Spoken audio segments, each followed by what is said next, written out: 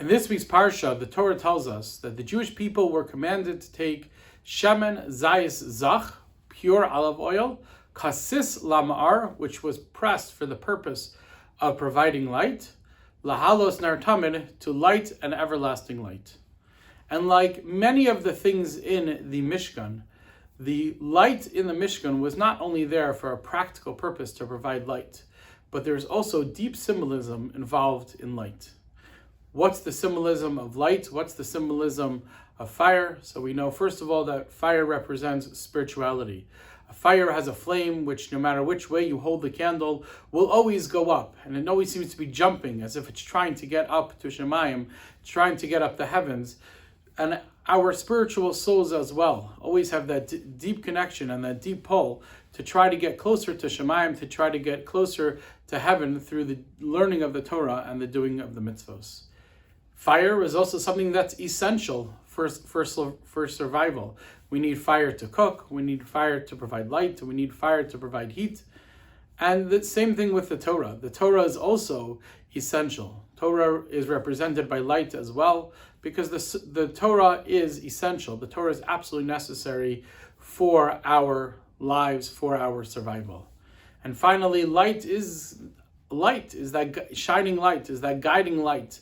And the Torah is our guiding light. The Torah is the thing in our lives which shows us what to do in any circumstance. But there's one point in the pasuk which seems to be extra. The pasuk says that this oil must be kasis lamar. It must be pressed for the purpose of providing light.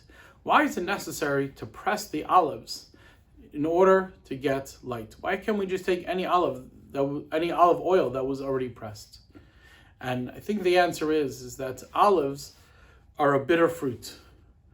And when we press the olives and we get the light, that teaches us that even when we have amazing things in our lives, we have the Torah and we have spirituality and all the guiding light that comes from that, all the amazing things in our lives that come from that, we have to realize that sometimes it comes from the olive, sometimes it comes from the bitter fruit, sometimes it comes from a bitter place.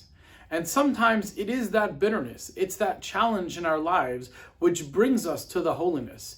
It's that challenge in our lives which raises our level of spirituality. And therefore the Torah is telling us, Kasis Lamar, that I want you to know that this is oil, it's not just oil that happens to be there. This oil specifically comes from a bitter fruit. Hashem specifically puts us in difficult situations to get us where we need to go. And when we look at those difficult situations that we sometimes find ourselves in, and we see that this is being done for a specific purpose, this is being done for a specific goal, it changes our entire mindset and it changes our entire outlook. We need to sometimes go through those challenges. We need to sometimes go through those difficult times in order that we can come out better people, more spiritual people, and holier people. So we all want the light in our lives. We all want the Torah in our lives. We all want spirituality in our lives. We all want that guiding light that the Torah could provide for us.